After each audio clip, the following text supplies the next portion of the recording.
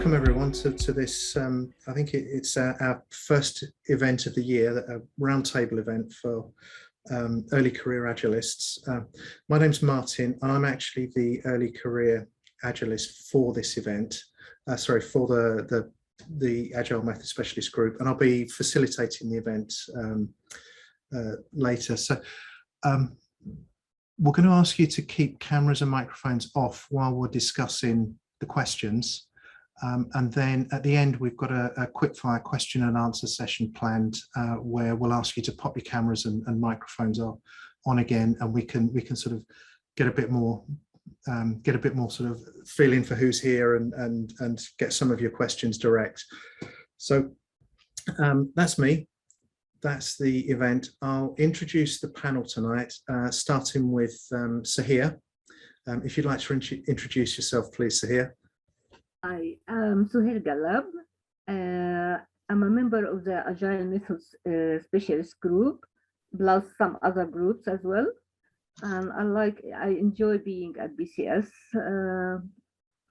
and working in Agile. Lovely, thanks.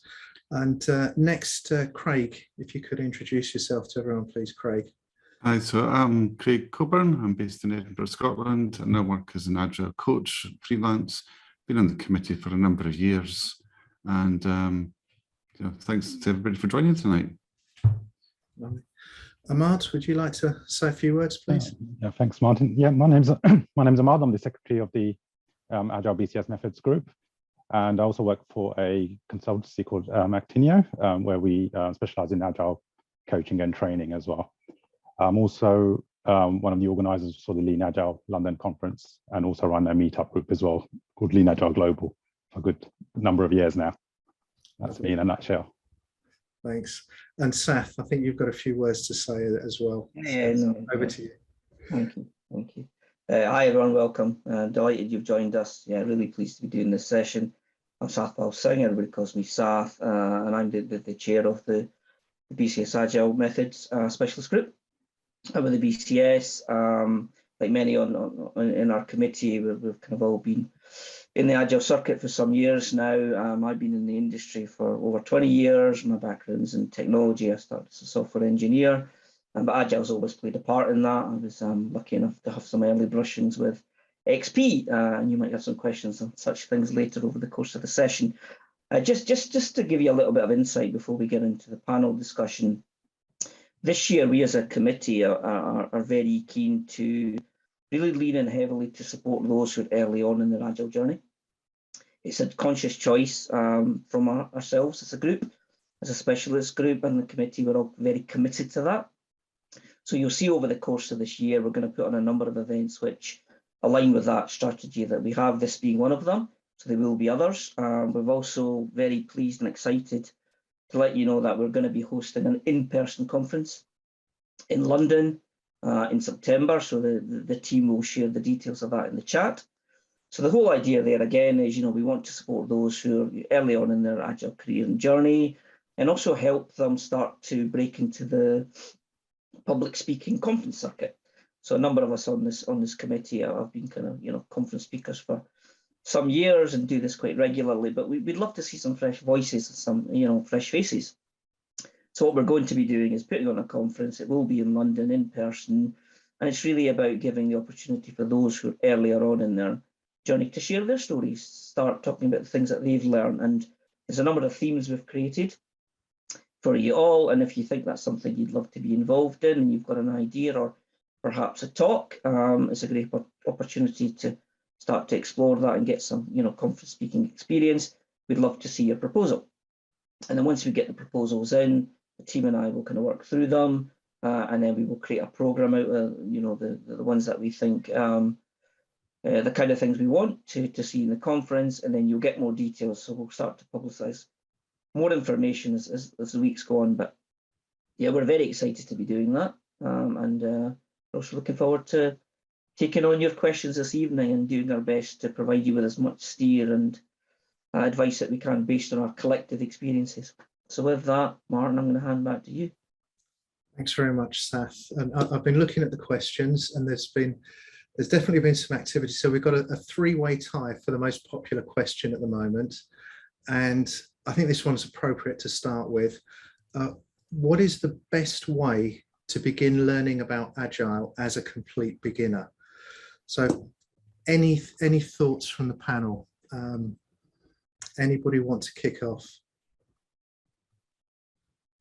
Craig, what would you think? Well, I would say maybe look out courses aimed at beginners, free ones. Search around maybe LinkedIn and places like that, or also go to YouTube and just kind of start there, and also go to meetups. Maybe just be a bystander and see what works for you. Try stuff out, and also try and just meet people that are using Agile and see if you can learn from them a bit as well. I mean, I wouldn't focus necessarily too much on frameworks and methods and big books to start with. It's more just about getting a level of familiarity. Right. Yeah, I agree with that. I'd also add, I'd reiterate that community engagement is quite important in the early stage. If you go to meetups, you can learn so much. You can meet so many interesting people and get the answers to a lot of questions you may have. Also, things like blogs. There's so many good blogs out there. There's so many good kind of videos out there as well. So there's a lot of free resources as a starting point where you can learn about roles, frameworks, methodologies, and culture as well, and Agile people. So actually, I could post a few links because I would recommend Agile Alliance as a great starting point, and they have some great blogs. Yeah, I mean, you could go to the Agile Manifesto website, read that, but also if you explore that website, there's a little bit of the backstory and the people behind it and the context of what led to that event. It might be useful as well to know. Yeah, I suppose one thing, there's obviously a load of information out on the internet. If we're looking at these sources, whether it's the YouTube videos or not necessarily the Agile Manifesto website, but would there be any way that you'd recommend of sort of working out what information is actually good information to have as a beginner, as opposed to information that might be slightly the wrong direction or maybe less appropriate for a beginner, maybe?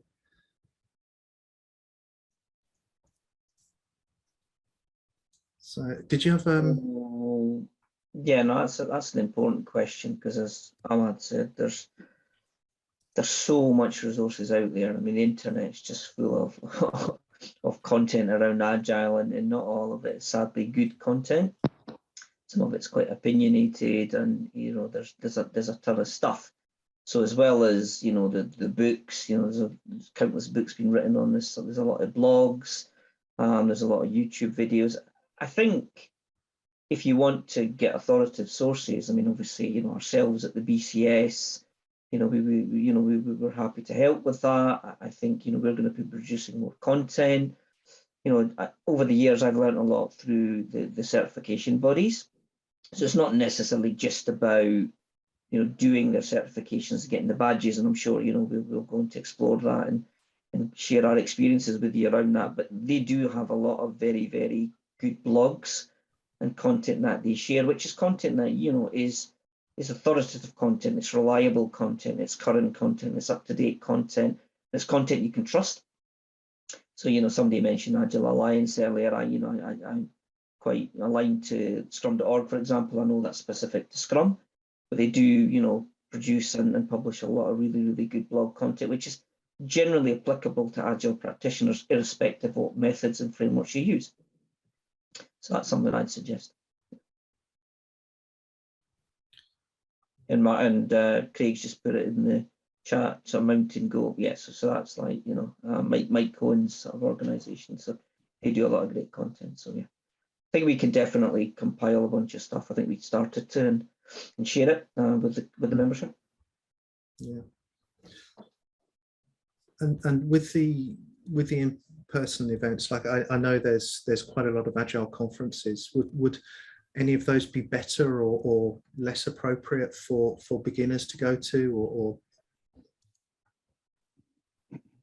There was a meetup group I used to attend when I first started, Agile 101, and that was really good. I'm not sure if it's as active as it is now, but back then it was a really good starting point because it was considered a safe space to ask silly questions and learn from the people there. And there are a lot of meetup groups that feel too advanced, or everyone's super experienced and it's hard to kind of jump in with a question. Whereas groups that are kind of teamed towards beginners, I would definitely go for those. So don't just search for Agile, search for Agile, for new professionals or for graduates or something. Then there may be groups around those teams rather than Agile in general. Great. Has anybody got any more? Oh, so here, yeah, great, brilliant. What about Agile Business Consortium?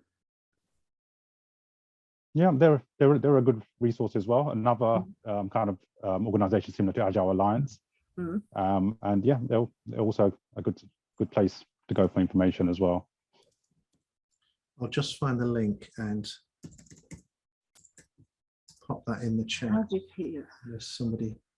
Just while you're doing that, I know we're working through the Menti, but there is an anonymous comment in the chat, so I think it's okay if we pick up some of them as we go. Martin, I think you've just sent the Agile Business link to me privately. Sorry. All right. Okay. Let's pop it to everyone. I've lost the question. There we go. Every need to know the basics, and then level of detail you need depends on your role. Yeah, absolutely. Yeah. So I think the level of detail you need definitely depends on your role. But I think what we were trying to say at the outset was to build a general grounding. It's better to look at the kind of, the trusted sources through the cert bodies. Craig mentioned the Agile Manifesto. When people ask me, I always say, read the manifesto, because that's the best possible place to start. And it gives you that overview of, what were the original values, 12 principles that the original 17 co-authors set out. And why did they do that? Because they did it because they identified a need, and there was a way that we wanted to change the way we, at that time, delivered software better, because the traditional project management methods weren't effective, and everything came after that. And yeah, I mean, if you're a product person, for example, there's a whole different set of body of knowledge you'll want to immerse yourself in to be an effective product manager, product owner. If you're a Scrum Master, then there's a whole bunch of things you can tap into. A release stream manager, different set of skills, etc. And so it goes. So yeah, I mean, there's dedicated learning paths, I would say. And even if you look at what we've got on the BCS side of things with our certification programs, we've got some good knowledge there, some products. We've got a foundation certificate. So through that, you can get a really good grounding at foundational level. If you're more of a practitioner and you've gone beyond the basics, then you could perhaps partake in the practitioner learning path, and do all the learning through that, and then take the exam, for example, to give yourself confidence and benchmark your own learning. It isn't just about having all the badges, as I say, because a few of us have done these certifications, but I think it's the application of that knowledge that's really important. Yeah. Are we moving on to the question about certifications? Because I could add to that. Well, let's move on to that one about certifications, and that's a good idea, Ahmad. Cool. Because I was going to suggest, as a starting point, first go do your research, read the blogs, attend meetups. It shouldn't really cost you anything to get started and learn about Agile. Once maybe you've got your first position, you're ready to take on a role, or your department's maybe transitioning across to an Agile way of working, then you're probably then considering to look at certifications. I would say the two main ones out there, the most globally recognized, are probably the CSM from Scrum Alliance and the PSM from Scrum.org as well. And both as good as each other. Both have a pretty good syllabus in place. But my advice would be to research. Well, I think experiences. Am I still there? Yes, you are. Yes, you are. Okay, I was going to say look for instructors with similar kind of experience to where you're working, the same sort of industries, even same sort of countries as well, because that may suit you much better than maybe just going for a big name that's based in the US that may not actually have the same sort of kind of experiences as or backgrounds or working with the same types of companies that you have. So I would say, yeah, research the instructor, but those two courses are both great and they both have their own learning pathways as well. Yeah, so yeah, just on that learning pathways thing, I think it's an important point. So in Scrum.org, the learning pathways for, you know, the Scrum Master and the product owner and the developers are excellent. You know, there's so much content there. I definitely agree with that. Yeah, even if you don't, you know, you're not ready to do the exam and you don't want to do the exam, even by working through the learning pathway and reading the blogs and the videos that they share and some of the books that they recommend, not all of them, because there's so many out there. I certainly wouldn't recommend you go and buy yourself a ton of Agile books, because there's countless of them out there. There's a lot of free resources, as Ahmad says, and you should take advantage of those. There's no reason for you to have to spend thousands of pounds to basically, you know, become a kind of Agile practitioner. Yeah. Practice is the way to become an Agile practitioner. Yeah, and are there differences between Scrum.org and Scrum Alliance? They're the ones that have been mentioned a lot. So are there sort of some practical differences between them, or is one necessarily better or not quite as good for new Agilists? Try to think how best to tackle that question. Yeah. That's one for you, Craig, I would have thought. Well, I did the Scrum.org exam about 10 years ago, and I think that, so I've only really got experience doing that one as opposed to the other one. I think that the main difference is Scrum Alliance is about attending a classroom, and you've attended that and you get the certificate, and Scrum.org has got quite a high, you know, 85% to pass.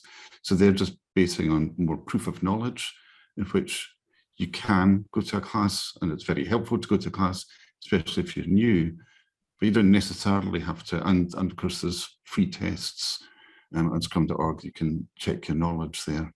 So it's just a more different approach. Scrum Alliance is a little bit more classroom oriented. And I think the certification of Scrum.org last, you know, they don't need to be renewed. So it's just a slightly different emphasis, but they're both covering Scrum, right? So, and there's obviously other certifications out there you know, I just touched on the IC Agile. They do a range across a whole range of things, as well as the scaled frameworks. Of course, there's a lot of certifications out there. I've done some because I've felt that sometimes getting that course can get your kind of foundation knowledge up to a decent level to start with, and then it's a good place to then build on with practical experience. I agree with that. So I think, so the Scrum Alliance are the ones who do the CSM, right? That's right, yeah. Yeah, and Scrum.org, yeah. PSM. So much like Craig, I've predominantly done Scrum.org certifications, anywhere from the PSM right through to the evidence-based management one I did recently. But there isn't much difference here. But I think that is an interesting point there that Craig made about classroom-based learning. So whenever I have actually done the course rather than just done an exam, it's the value of being in, even if it's not physically in a room together, you're in a kind of virtual classroom, it's benefiting from hearing other people's practical experiences of applying this stuff and the challenges that they face. I think there's a lot of rich value in that. That's the value of doing a course in Agile. Otherwise, yeah, you can just, you know, go through the free learning paths. But if you want to really immerse yourself and deepen your practical experiences and I guess work towards mastery, you occasionally want to do a suitable course and speak to other practitioners and share ideas. I agree with that.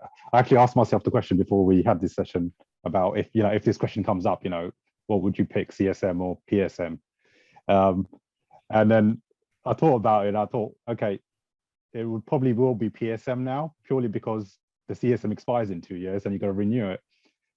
Even though they're both good certifications, it's not something, you know, I want to get into the habit of, you know, continually having to renew. I'd rather progress through my journey and work towards the next certification than having that problem over my head. Because I always say that when you do these certifications, you need that space to practice what you've learned as well.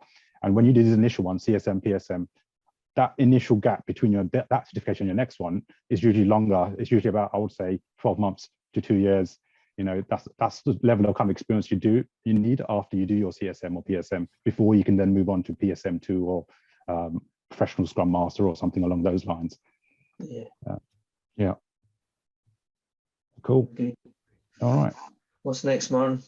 Well, although it's not really been voted for, I think there's another question that leads really nicely on from this, which is a subtle difference. So which agile qualifications will employers value the most?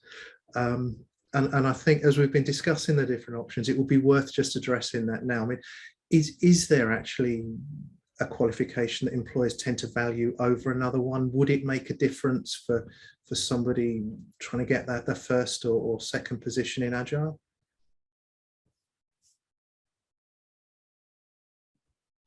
Any thoughts from the team? I can see so here you're smiling a bit, but no, okay, no problem. Yeah, Ahmad, have you got any thoughts on that? Opinions? I would say CSM and PSM are both globally recognized, and most employers do recognize them, and some do tend to say minimum experience CSM or PSM and equivalent for certain roles. But in terms of more advanced certifications, that's more to do with your specialisms as you kind of progress as an agile coach or a business agility coach or wherever you might end up. Those certifications are probably more valuable once you kind of have more specialized roles. But for a beginner's perspective, CSM and PSM are just fine. I think they serve you well. You can see, I think, on scrum.org, the number of people that have passed each certification. And you can see a lot of people do go for those ones, and further on you go, the numbers dwindle rather. So it's just like, they are, they're good certifications. It was good to say, like, in terms of usefulness, that although they're useful, it's also a big market. The actual first Agile certification I did was in DSDM, which not so many people talk about now, but the thing is about that is that it was actually quite a small field. So it's like, as soon as you had that, you kind of stood out a little bit. So sometimes you've got to say, well, what's a common certification that everybody's asking for, or what might be slightly different that might be make me stand out in a crowded field a little bit more. I'd say it's quite a hard question to answer because a lot of employers won't just value the qualification. So, in fact, right now I'm, in the market for a product owner and the Scrum Master to join my team. And, I think I'd want to see them having some of the certifications because to me, it's not about, they've got the certifications, right? It shows their intent and their intention to basically improve their grasp and understanding. It shows that they're proactive learners. It's that the sorts of qualities I'm looking for, and I've kind of recruited countless engineers and agile practitioners over the years, and qualifications never matter as much as the actual experience. But it's always that chicken and egg, isn't it? It's if you haven't got the experience, you need to get the experience. How do you get through the door? And like I think Craig said earlier, I mean, there are countless people. I mean, I did my PSM some years ago as well. And my PSM only a few years after, PSM2 a few years after that. But a lot of people have got these qualifications. So I think if this is about how do you differentiate yourself, for a role in the marketplace, that's getting harder and harder to do in the agile space. And I think most of that comes from, so when I'm interviewing for these things, I'm always looking for people who have got the right mindset. And I think that's something we should definitely explore today. And do they have a grasp of the right mindset? Do they exhibit the right behaviors, and are they thinking in the right ways? And it's not just about, I did PSM and I understand the mechanics of Scrum. Doesn't mean you're going to be an exemplary Scrum Master. You've got to be thinking about, well, when the challenges come up, various scenarios, what behaviors do you want to exhibit? If you think about the different facets of a Scrum Master, how well do you understand those? Then you start to think about things like liberating structures. I know these are more advanced topics, but it is about behaviors. It is about the mindset.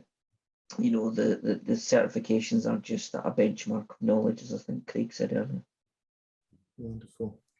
I mean, it's good to point stuff about how do you demonstrate the mindset and that culture, and it's like maybe you could say, like, how do you, as an individual, ensure your knowledge is current and up to date, and how are you continuously learning? So of course, it's just one way of doing that. But you could say, oh, read these blogs, or go to these meetups, or, you know, there's lots of different ways to kind of show that you're continuously learning. And ultimately, that's probably more valuable than having gone to a course for a few days, especially if you've maybe not used what you've learned that course recently. It's about, I suppose, broadening your knowledge out. That's what I think. Yeah, definitely. Hopefully that helps, Maren. Was that a satisfactory response we gave you? Well, it satisfied me, that's for sure. That's good. So, all right, getting back to the question list, we'll take the next most popular one. So somebody asked this question. This came through from somebody registered on the course. What is the role of a business analyst in Agile? So any thoughts from the panel on that? The role of a business analyst in Agile.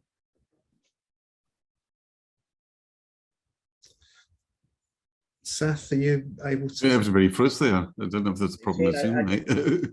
I didn't want to be first. I wanted somebody else to pick that one up. Yeah, it's a really good question, and the reason it's a really good question is because it comes up a lot in the industry, and I think there's still a lot of confusion around, well, you know, the business analyst role, the traditional business analyst role, right? How does a business analyst fit into, you know, an Agile team? Well, I'd say quite easily, and you often see people advertising for an Agile business analyst. I'm always reading that and looking at that thinking, what's an Agile business analyst? Because a business analyst is a business analyst. And in a cross-functional team, a business analyst will have a really important role to play in helping shape the requirement, capturing them in stories. So in our team, you know, we've got a few BAs, and the BAs are doing really good things like, you know, kind of looking after, like, you know, the Jira hygiene, you know, making sure that, you know, we're producing, you know, stories in a way that are consistent across the team. You know, are we all, you know, capturing the right acceptance criteria? These really, really important things that if you get them right, teams can become high performing, is kind of what I kind of think is the role of the BA in an Agile team. And that's only if you're working in an Agile way. Obviously, there are traditional business analysts that are more on the financial side, or perhaps producing traditional business cases. That stuff still exists, and there's a place for that. There's a place for that. But in an Agile team, yeah, that's the kind of things my BAs get involved in. So what industries do you reckon that role's most common in? Because it's not in every organization, and it's not in every industry, is it? Yeah. What do you industries think? Like I'm thinking banking. Are you asking where BAs are most common? Yeah. Yeah, that's a good question. I don't know. Where are BAs most common? Because I also see business analysis as a set of skills as well. So sometimes an Agile coach could also be a BA in a sense, where, you know, they may be proficient in requirements gathering and setting things up and, you know, doing all that. So I think it's also a set of skills. So it's not always a necessary role. I think for larger businesses and organizations, yes, it helps. But in smaller ones, it probably gets absorbed. So, no, you've hit on a good point there that we should kind of explore momentarily. So the business analyst role is a very diverse role. And what I've seen is a lot of BAs kind of make a shift into the product role, because there's a lot of kind of crossover there as well. So I've worked with a lot of BAs who aspire to become product owners. It's not dissimilar to, you know, mentored a few sort of QAs who wanted to become BAs. So there's a lot of overlap between those types of roles because of what they're doing. You know, they're gathering requirements, they're facing off to the stakeholders, you know, they're engaging in, you know, the kind of customer facing engagement, which is really important for a BA to be doing. And I don't know if there's an industry they're more prominent in. Probably more traditional industries, I would have thought, especially if it's a traditional BA. You know, writing. But you're right in saying that they have a variety of roles as well. Like I said, product owner facing, you can have technical facing BAs, and you can have BAs that work with testers as well. Yes. I mean, if you accept it as a job title, you can apply that in an Agile way, and you can apply it in a waterfall way. It's really, if you're working in a team, the team needs that cross section of skills to get work done. Yes. And, you know, sometimes it's an assumption that the product owners come from the business side of the business and they're not so technical, but that might not always be the case, right? And product owners got a lot to balance between the technical side of the work and the business and more business side of the work. So really it's about what skills does that team need? And in certain organizations, that product owner may need a kind of, I suppose, a team around them or to support them in areas that the business side of things is very complex, difficult to navigate, difficult to find the right people, and there's a lot of specific business knowledge out there that you can't always get in one person. So there's a different, it's really just about being pragmatic. What's the skills that the team needs without being dependent on lots of other people? No, that's a good show. I like that.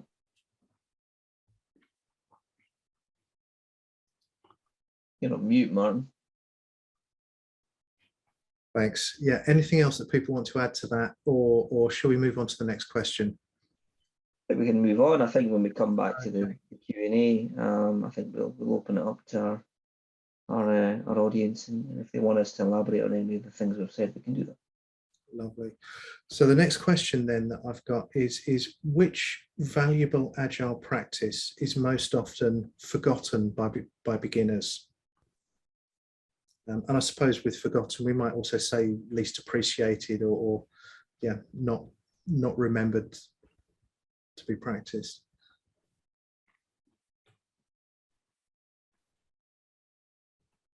So you're saying what's the first thing that goes out the window?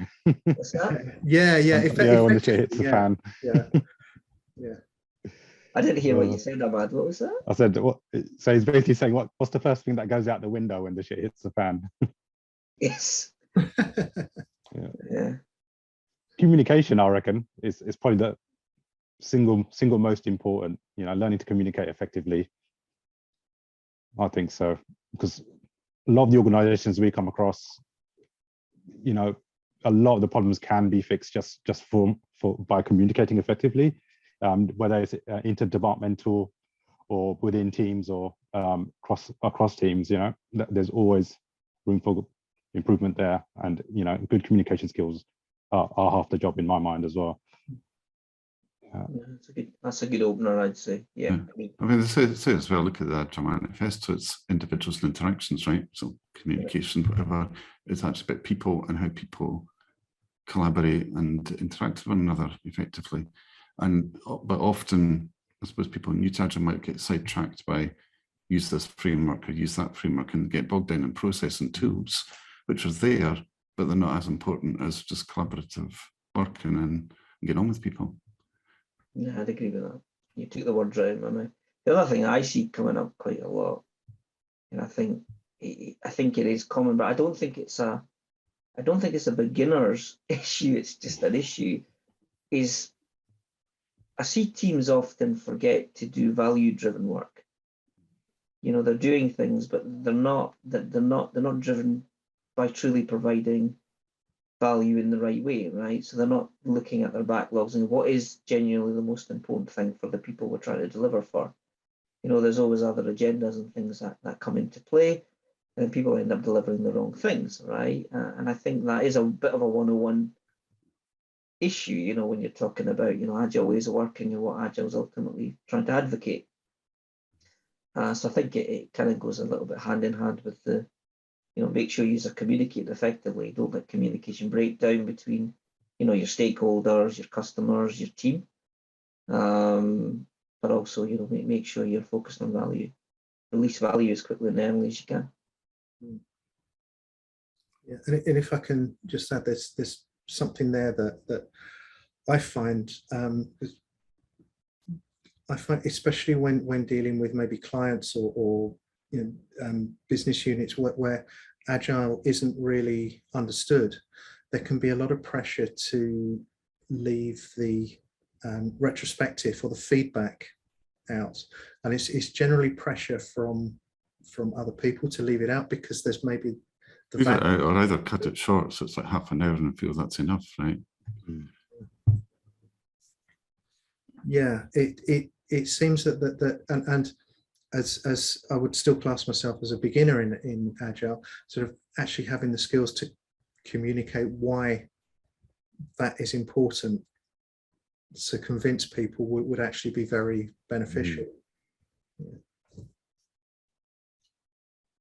Yeah, I'd agree with that as well. When people say to me, what's the most important things in terms of, you know, the foundations of Agile, I don't really quote the manifesto. I always say things like good communication, good visualization, managing dependencies, and maintaining good feedback loops, as in, you know, regular meetings. You know, I'll always kind of describe it that way rather than, you know, interactions and, you know, open this or open that, you know. So yeah, that resonates with me, that answer. Anything else, or shall we move on to the next question? I think. Keep going. Yeah. Okay, let's move on. So the next question we've got on the list are, what are the career opportunities or pathways for an Agile practitioner? So yeah, looking forward to the journey ahead. Ahmad, do you have any? I think Ahmad's frozen. Craig, have you got something you can add to this? Well, I'd say there's many. I mean, you know, I happen to have come from a software background originally, as did many of the earlier people in Agile, but Agile's long since gone well beyond that. So certainly people from diverse backgrounds are very much encouraged, and you shouldn't in any way feel that you've got any handicap if you don't come from a software background. So it's about bringing multiple skills to the table and having diversity in the team. But once you get into it, I mean, there's many ways you could go. I mean, I just happened to go into Agile coaching, but you know, training. There's all sorts of other ways you could work. I mean, there's Agile should ideally be working at every level of an organisation for the organisation to truly become Agile. So it's about, I suppose, just seeing that there is opportunities at every level there. Mm-hmm. Oh, great, thanks. And yeah, Ahmad, I think you froze slightly. I was going to ask you for some opinions. Have you got anything you can? Sure. So was it the question about the Agile practitioner? What are the career opportunities or pathways for an Agile practitioner? I think it's quite open now. Before it was very much kind of software or IT orientated, but these days you could probably be in HR and be an Agile practitioner. You could be in finance and be an Agile practitioner. It's more of a you know, if your organization or if your team are, you know, committed to an Agile way of working, you're essentially an Agile practitioner now, aren't you? And even if you introduce an experiment into your organization which is new to everyone else, that, you know, you're an Agile practitioner. You know, so I think I think many people are, and they don't even know it in some senses as well. You know, if you're a change agent, you know, if you desire change, if you want to implement a few things, you know. He's away again. Yeah, I think so. So he said, yeah, he was spot on there. I would echo that sentiment. If your organization is trying to embrace Agile ways of working and it is keen to effectively deliver for its customers, it wants to release value quickly, it wants to have short feedback loops, it wants to prioritize the value, and it wants to create the right kind of culture and environment for their teams to thrive and succeed and do innovative work, then you've got a bunch of Agile practitioners right there. So are we saying then that there are Agile practitioners? Sorry, that there are people who do just Agile as a career, but there are also people who might have a different job title, but are also Agile practitioners. Is that what we're saying? That's right. Yeah.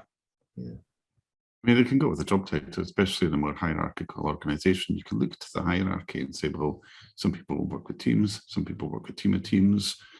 You know, there's different scaling frameworks that have job titles associated with that, but you don't have to be limited to a formal hierarchy. You could just say, well, what are the people that have got stuff in common within this organization? And we can get together as an ad hoc group and try things. I mean, it's obviously going to depend on the organization and the culture, but encourage that sort of experimentation and finding your own networks and working, I suppose, outside the normal confines of a hierarchy. Like, meet together and for lunch or whatever and try things. Yeah, that's true. Right. Lovely, thanks. And okay, here's one. here's a good one. What agile tools do you recommend? Anybody want to? I think this might provoke quite a bit of debate. Yeah. Anybody want to kick this off? I'll suggest a few simple ones, like Mural and Miro as collaboration tools for remote working. You know, they're really good, fun, really useful for planning. So those are fantastic if you haven't heard of those. But yeah, on the other side of things, on the project side of things, you can look at Jira. It's a lot of people criticize it, but you know, it's probably the most popular agile tool that everyone uses. And if you've got kind of career aspirations or aspiration, chances are you probably will need to learn it at some stage. So a good understanding or baseline understanding of Jira, I would say, is essential as well these days. And the other tools, what's the other one? Confluence, isn't it? Confluence, yeah, that's pretty good for. Yeah. So add to that Miro and Confluence. It's just about getting information out there and people collaborating with one another. There's so much you can do because they're open-ended tools. They're quite flexible. I think in answer to that question, I think the main thing I would say that I think everybody should be thinking about is use whatever tools are going to help you visualize the work and make it visible and make it transparent. Right. So a lot of the agile methods and frameworks, their underpinning foundations and pillars are transparency. Transparency is key to progressing and, you know, making sure everybody understands what's going on, centralizing the work. So whether, you know, you want to use Jira, because we use Jira and Confluence in my organization, as Ahmad says, that do get criticized. I don't think they're always entirely supportive of agile ways of working, but they allow you to create, you know, a system of work. And everything's about creating a system of work and progressing the work through a workflow. So, you know, I use Trello quite a lot in my personal pursuits and my, you know, running my meetup and organizing, planning the events. It's very straightforward, basic checklist, and a very simple workflow, which lets us move, you know, the work along. And at any one time, any of the organizing team can go in there and see the status of everything. And that's ultimately what it's about, is to make your work visible, make it transparent. So it seems to be that the tools are coming back to the communication thing that we said in one or two questions previously about what's one of the most important practices. Is that right? Are they really sort of aids to communication? I think, yeah, but you talked earlier about practices. I think if you think about things like Kanban, and I know we're not really getting into the depths of methods and frameworks, but one of the most important things that Kanban advocates is make the work visible, and I've just been talking about that. That's a really crucial practice. If you're not making the work visible and transparent to people, nobody knows what's going on, and to Ahmad's earlier point, communication becomes that much harder. Right? So you can kind of start to see how these things link together. And the longer you've been doing it, you kind of join the dots for yourself. And when you see really bad examples of implementations and adoption, you can kind of see why they fail, and they often fail because it wasn't the tools, it was the way in which the tools were used.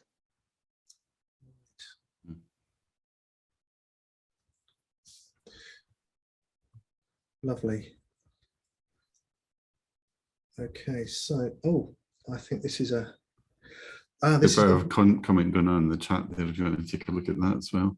Yeah. 2 suggestions and topics. Yeah, we've popped some of the tools in the chat. I think we could probably produce a list, couldn't we, in our resources that we're planning to put together.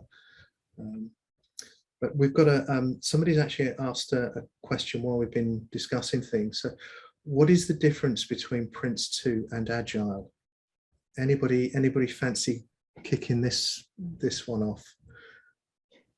We could be here a long time. So the reason I chipped in quickly in this one is I just delivered some training in the third sector this week. And the reason I was delivering this training, I was asked to deliver it, was because the people that I was delivering it for wanted to understand just this very thing. Mm-hmm. Right?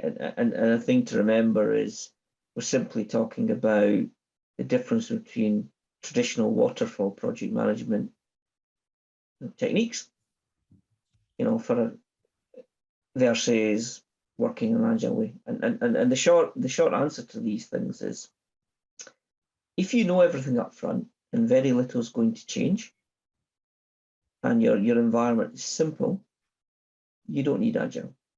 You can just create a plan. You know what you're doing. Everybody knows what's expected. It's fixed. You define the phases. You define the milestones. You're good to go. That isn't really the reality that most of us now face. Right? We live in this VUCA world we're always talking about, and things are changing constantly.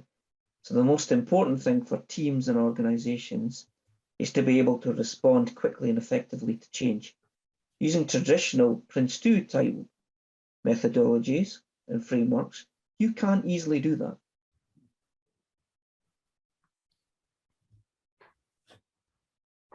There's my starter. I'm waiting for the guys to chip in.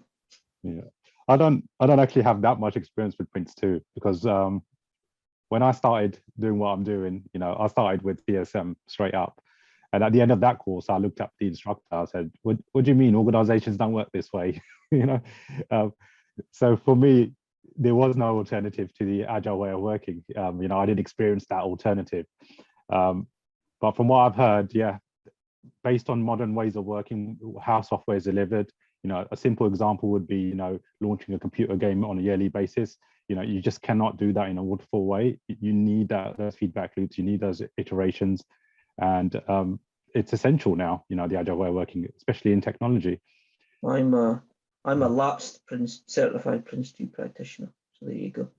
Some years ago, like Craig is too. Yeah, so after I was a software engineer, I became a project manager, and those were the first certifications that I did, because they were pretty popular back then, before Agile really took hold.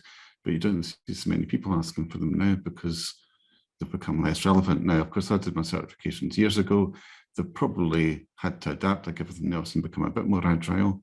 But certainly DSDM was trying to be a far more agile friendly version of Prince2. There's certain similarities there. Again, DSDM didn't really get that much traction, and lighter methods like Scrum and scaled methods then took over. It's just like it's better for more legacy kind of work, you know, I suppose.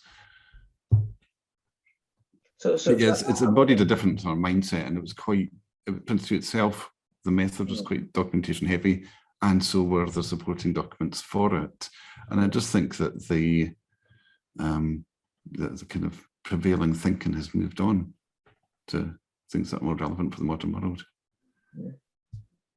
So before we move on, I want to bring Sohair into this one, because I'm thinking about Sohair being part of the business change, right? So you're the chair of the business change, right? So is there this kind of debate going on in that particular community around, you know, the difference between, you know, because there's still a lot of people out there doing, you know, large change programs, but they're the things I think, you know, from what we've heard and what we experienced, they kind of fail because they're not adapting and responding well to constant change. I mean, what's getting said in that community? I find Prince2, I have a certification in Prince2, but I find it very, very difficult to use it. I mean, in my opinion, I mean, Agile is more flexible, but again, it will depend on the environment you are working on, as you said. Yeah, that's true as well. I think there's certain projects.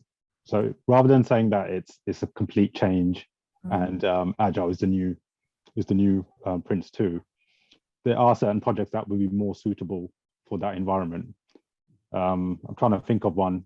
I think once I had a conversation with someone about a nuclear power station, where they said that it wouldn't work to build a nuclear power station using the Agile way of working, because you need to work towards zero defects up front, you know, before you go live. So I always thought to myself, okay, that's potentially a good example of a waterfall project. No? Yeah, no, I would agree. So I think back in the day when we were having these conversations, we often used to talk about if you were going to build a bridge, right? You would use a traditional, you know, project management methodology, because you can't incrementally iteratively build a bridge and not know what you're going to get at the other end of it, right? You're not going to wait for things to emerge, because you're going to have a bunch of designs. Those are going to be constructed against a set of standards that are going to be industry standards. Once all that's signed off, that phase is complete. You're then going to start to construct it. You're going to build the thing, then you're going to stress test the thing, and then you're going to let people use the thing, right? That's the kind of thing that would traditionally be done in that way and should be done in that way. But software isn't done in that way. Software development doesn't work like that. And lots of other you know, types of innovative, creative work, where things change a lot, don't lend themselves well to traditional project management methodology. I think it's just really how many unknowns are there. You know, if it's a thing that's been done a lot of times before, and you're just really repeating that process, then you don't necessarily need the justification of experiments and trying stuff out when you've kind of got it and then done it a lot. We've got a hand up, Martin. We have, yeah. Exciting. Yeah. Shall we take a question now? Because I assume it's probably about this question. Yeah. Yes. Let's do it. Okay. If you can unmute yourself, David, that'd be great. Hi guys. Actually, I don't want to butt in on your panel, but I wondered if I could add a few comments to what the good stuff you gents have just said about Prince and Agile and etc. Would that be okay? Of course. Yeah, please share. Thanks. I'm a business analyst with a lot of bells and whistles. The bells and whistles are mostly that I've been researching and developing in IT business value maximization for about 30 years.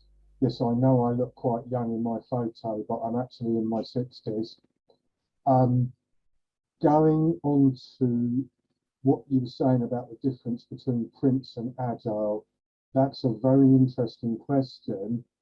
I think you're right that Prince was fundamentally produced for waterfall, but there is an Agile extension to Prince. Now, how good it is, I don't know. I'm afraid I tend to be a little bit, I try to be a little bit scathing about most methods, because I've got my own called Business Value Maximization Framework, which adds a lot of value to waterfall, to Agile, to Wagile. I'm not here to sell that, but I'm just giving you a bit of context. I'm a business analyst at the pensions regulator. That is my sort of main job, and I very much enjoy that, and I advise them on methods. But I also run Maxwell Consultancy Limited, which is the research and development arm of what I do. I continually look at this question that you had before about where does a BA fit in Agile, and I'm just going to make a couple of comments on this, and then I'm going to shut up and hand back to you. I'm a bit concerned that when BAs were just getting started and we were just really finally getting down to this very important role that BAs do of working between development and the business, and in my view, we hadn't really even properly defined that role, and I like to think that I've been part of defining that role. Agile comes in and slightly sort of shuffles BAs out the way and goes, no, we don't really need you. We've got these things called product owners. I find it a bit concerning, and I kind of agree with some of what's been said, that BAs are as valuable or more valuable in an Agile context. It just so happens that the people who invented Agile slightly, well, I don't know if they deliberately shuffled them out of the way, but they invented product owners. And I'm always rather concerned when people are talking about product and product owners as to what they actually mean. Because if product means getting a result by taking some business processes and having those processes achieve the objectives as supported by optimal IT functionality, that's quite good. But I think the problem is so many people around this globe don't get that, and they think that product means software, and oh dear, we start getting into some real hot water here. Anyway, I hope you found this interesting, and thanks for your excellent webinars, and I'm going to be quiet now. That was some really good insight there, David. Thank you. The thing I would say, which I think is just popped in my head when you were talking there, is it's probably worth remembering that the original 17 co-authors of the manifesto were developers, software developers. They were predominantly software developers. They were interested in software. They were interested in finding better ways to deliver software. Yeah, I absolutely, Satpal. They were, and there lies part of the issue for me. Yeah, that's kind of what I was going to say. Yeah, because people have picked this up, and it was about software, and we've got this kind of pseudo expansion of Agile to general business strategy, but I don't think that's happened. I don't know. I think it's all a bit strange. It's kind of been assumed and slightly shuffled under the carpet. Businesses should be agile with a small a, absolutely, and flexible. We should take on board, like we didn't in the 80s and 90s, that business requirements change every day, that we need to be continually on it every single day. It's continuous if you want full value from it. And the value doesn't come from the IT, it comes from a much wider holistic business process, which is what makes the business objectives get to happen. And when we have things like user stories and scrums and all this, where I work, either with my mentees or at my job at the pensions regulator, I say, when we're doing user stories, guys, what are we actually doing here? We're not defining IT, we should be defining business processes and IT that dovetail together. No, that's good. That's some good insight. I think it's always interesting to hear, you know, others' context and perspective, because there are many views, and I think what I would certainly say, and I'm sure many of my fellow committee members would agree, is when we're talking about this stuff and we're trying to help organisations adopt this stuff, context is everything, and there's nothing more important than your context. You know, you start where you are, what's going on in your environment, and do everything based on that, because we have talked tonight and fielded questions around, you know, techniques, methods, tools. You know, the cliche remains, the old adage remains, is it depends, right? And I hate to say it, but it does. You know, it depends on what you're ultimately trying to achieve. And we could have answered all the questions in that way.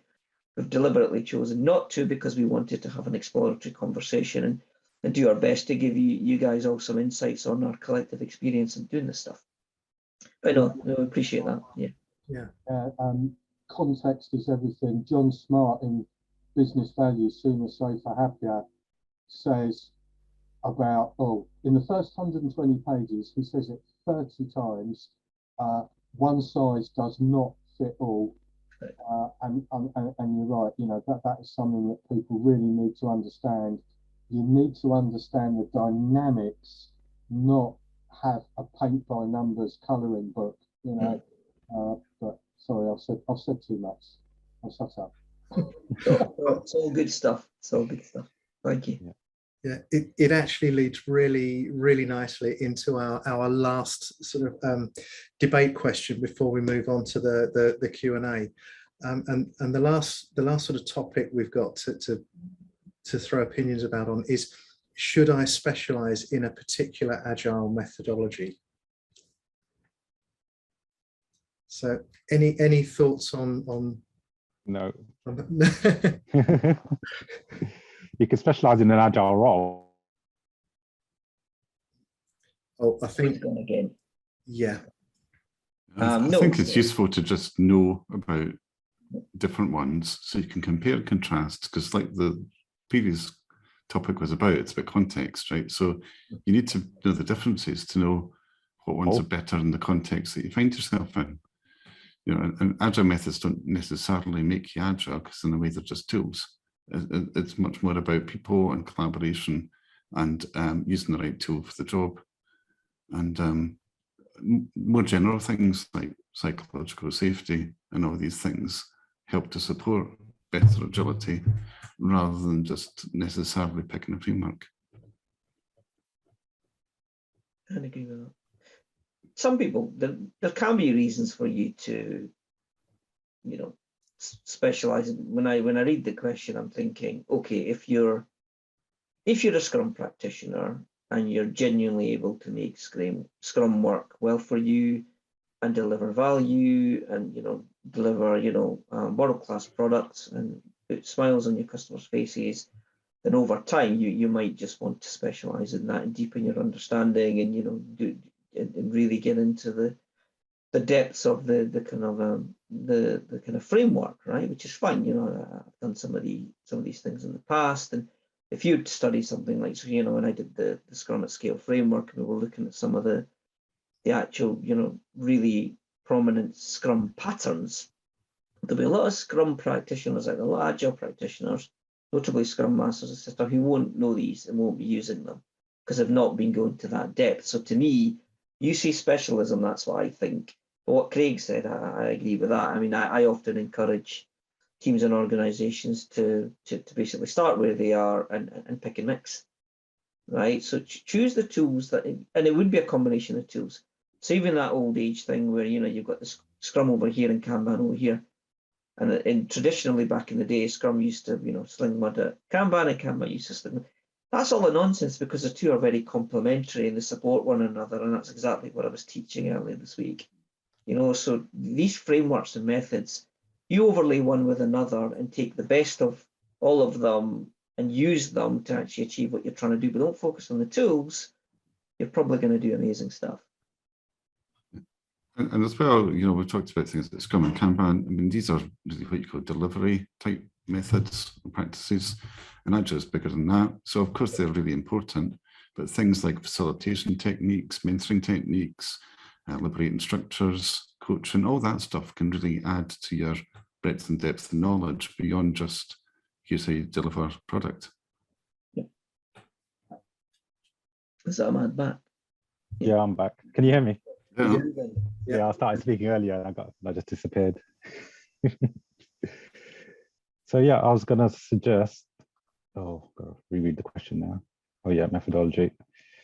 Yeah, I'll say, yeah, it's always worth learning the methodologies. But no, you don't need to specialize in any, that's for sure.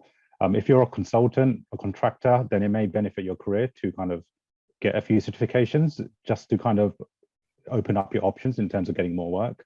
But as a professional working in a company, no, it's not really essential. It's all about gaining information to help you be better at what you're doing within the organization, rather than, you know, just learning different methodologies. So yeah, it's all about applying it to your context. So yeah, at Actinio, we do a lot of Kanban, a lot of flight levels training. I know flight levels hasn't been brought up in this conversation. It's more advanced team, I would say, but it's essentially about applying Agile principles to your context. Using, I would say, nothing too prescriptive, but usually through experimentation and making a few tweaks here and there, and helping you identify problems as well. But yeah. Lovely. We're going to add something there, Seth. No, I was just going to say we seem to have got through all the questions in Menti, which is awesome. We do. we do, and just about where we figured we'd be by this time in the evening. So yeah, so I think it's time for Q&A now. So if people would like to pop their cameras on, that would be great. And if you've got questions, put your hand up either literally or as David did using Zoom. And yeah, I think we've got about 10 minutes to go through any questions that people have got.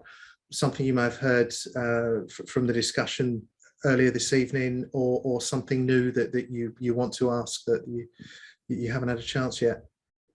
So any questions, anyone? That's free, you know. We're here to help. We're here to support and do our best to point you in the right direction. So yeah, feel free to ask. It's an ask us anything sort of session, really, as long as it's about Agile. Yes. We don't want to talk about Craig's weekend.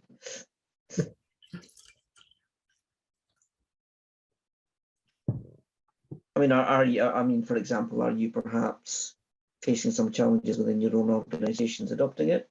Well, I think I froze it. I was just going to say, perhaps you're facing some challenges in your own organisations adopting this stuff, or you've hit a particular issue, or maybe retrospectives aren't working for you, or maybe your teams are able to find time to do backlog refinement. It could be anything. We don't really mind, but we're here to help. So however we can valuably use the remaining 15 minutes is our aim here.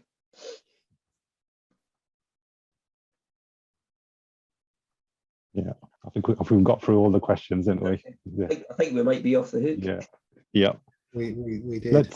Let's do some feedback then. I think it'd be great to get that going. Yeah, let me just I'll just pop a link into the chat. So we've got a Google form for some feedback. There's no personal information that we're asking for at all. But there's the link in the chat. If you could feed it, fill out those questions just before leaving, that would be brilliant. It should take about 5 minutes. Yeah, and in the meantime, if anybody, even if anybody's got any suggestions for future events, we get told. On topics. Future events, definitely. Any topics or problem areas, even formats as well. What would to suggest? We've got a question in the chat. Can Agile be used for change management? Any good suggestions? Yeah, I mean, Agile's about change. It is essentially, yeah. Change, so absolutely yes, very much so. Again, it depends on what you're trying to achieve. What are the parameters? So one of the things I was helping a team understand this week was, if you think about, the iron triangle, where you've got, your traditional 3 parameters for projects. You've always got some time constraints. Most of us have budget constraints. Nobody's got, bottomless pit of cash. So the thing you tend to play around with is the scope of what you can deliver within a fixed time period. And that's really, I think when we're introducing Agile, that's often one of the things that we try to remind teams and organizations of. And I think, if you're embarking on a change transformation program, there's going to be lots of unknowns, and you also want to take people on a journey. And as I think all the panelists have said tonight, I think, communication is key to that. So Agile can very much support you in delivering, change management program, in my view and experience. Yeah, definitely. I was trying to look for a blog that I follow. I forgot his name. I just forgot his name. Mind blank. But he's change management consultant. He does some awesome blogs and applying it to Agile transformations. But yeah, they go hand in hand. I think a lot of lean people who say they're from a lean Agile background are closer to kind of change management, aren't they? Because change is very much lean orientated, isn't it? Change management. There is also Melanie Franklin. She works with business change and Agile. Cool. Yeah. Do you have a link for her to here that you could pop in the I'll chat? Google it in a second. Yeah. Oh, wonderful. Thanks. Yeah. As I say, from a sort of personally with thinking about change management, one thing that I've seen is very often when you embark on the change management, you have an idea about where you want to get to, but during the course of it, it turns out you actually need to be going in a very different place to where you first thought, which is the whole essence of Agile, being able to change quickly without costs to go to where it's most valuable to go. So personally, that's what I've seen. Okay, I remember the name of the person, Jason Little. Jason. Yeah, awesome blog as well. I'll post a blog link in there. Oh, brilliant.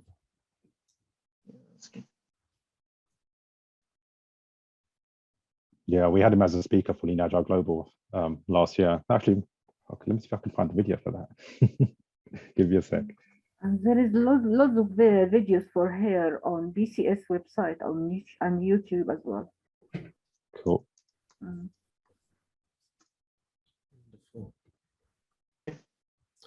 Is it us? Martin, are we gonna I wrap it up? I was just going to say, I think we've probably just exhausted the questions there, and I think you wanted just to finish up, didn't you, Saf? Unless there's anything that anybody wants to jump in with really quickly. No. Yeah, I think we've, because there's no more questions, I think it probably makes sense to bring it to a close and give everybody some time back. If there'd been more questions, we were again happy to field them as best we could. I just wanted, I guess, to thank those of you who are still on the call. Appreciate you taking the time. Hope you got some value out of it.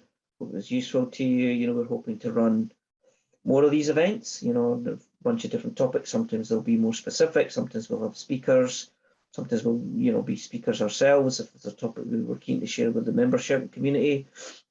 But also, as we mentioned, you know, we are very much focused on supporting those who are early on in their journeys. If you know, if that fits your description on this call, then you know we're happy to support you, Martin, who's done a tremendous job this evening of facilitating the conversation. The round table is our early careers advocate, so you know you can reach out to him.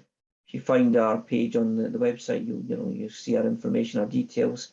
I'm always happy for people to reach out to me on LinkedIn, etc. as well. I'm sure the other committee members are as well, and we will continue to do other events. You know, we have a really ambitious plan for this year and things we want to share with the membership. And don't forget our conference later this year. So if you have some talk ideas and you'd love to have the opportunity to start to, you know, dip your toe into the water of conference speaking, then we'd certainly welcome a proposal from you on our platform. And yeah, we're here to support everyone and keen to help others break into the sometimes can be quite difficult conference circuit. And public speaking is always daunting the first time you do it, but we're all here to help. And we also hope to provide some level of mentoring for anyone who's successful in their proposal and becomes part of our future program. So I think that's probably all I would say. Thanks again for joining us. Appreciate it. Thank you, everyone. And look after yourselves, and we hope we'll see you again soon. Thank you. Absolutely. Yeah. See you soon. Cheers. Yeah. Thanks, everyone. Have a good evening.